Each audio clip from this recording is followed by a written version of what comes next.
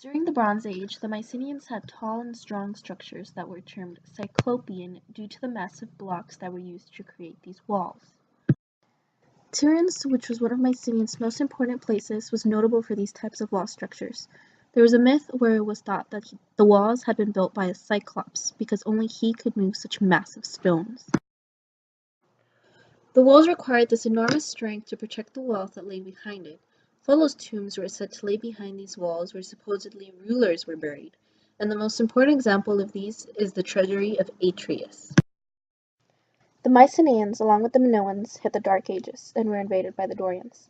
This is when their culture began to suffer, and for some time the Dorians kept the Mycenaean culture and the architecture, but slowly and surely it started to recede.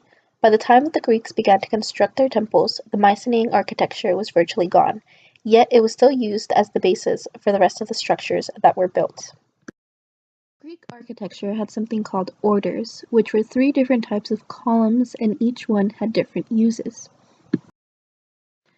There is the Doric order, which was used in mainland Greece and colonies in southern Italy and Sicily. The Ionic order was found in eastern Greece and the islands, and finally the Corinthian order, which was rarely seen in the Greek world, but seen much more in Roman temples. The Greeks took much pride in their buildings because it was also a sign of economic status to have such beautiful structures. They also prized their temples the most because those were said to be the homes of the gods and goddesses that they would worship. As can be seen with the Romans, when they took over Greece, they used much of the Greek architecture, which they then took for themselves and blended it with their own culture, creating a new architectural style.